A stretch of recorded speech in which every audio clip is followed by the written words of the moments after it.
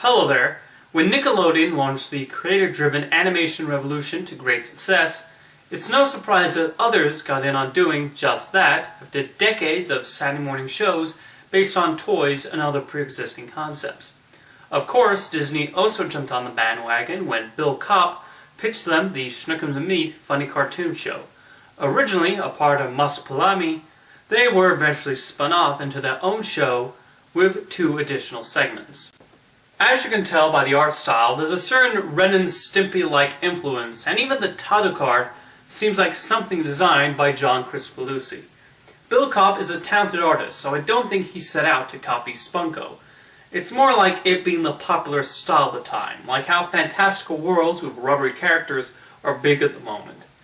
However, for a while anyway, Nick gave Spumcoed a considerable amount of freedom, and Disney has a specific set of guidelines. They can do slapstick comedy, but a show like Schnookums and Meat was just not going to reach Ren and Stimpy level looniness. This leads to the show being not quite as funny as it could be.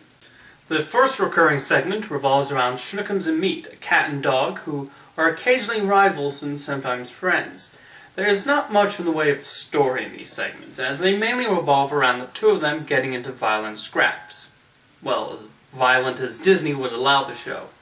To its credit, the animators are allowed to go for some wild expressions with the characters, just not too much in the gross territory occupied by Ren and Stimpy.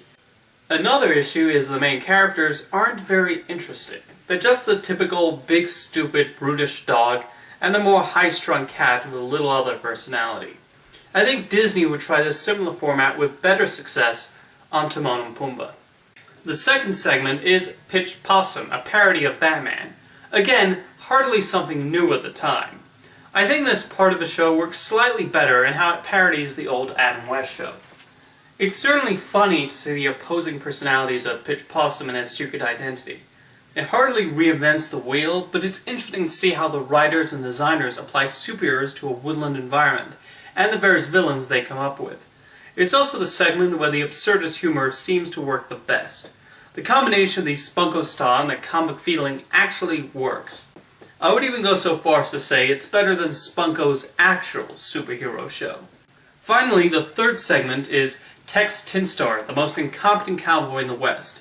These tend to run only about 3 minutes in length, so it employs a Rocky and Bullwinkle sense of humor by moving very quickly and focusing on a lot of verbal, narrator-based gags. However, I don't think the jokes quite hit, and Jeff Bennett, employing his Johnny Bravo voice, is a tad distracting. Maybe if this segment was longer, there'd be potential with this, but like the Schnookums and Meat segments, they just leave me feeling indifferent.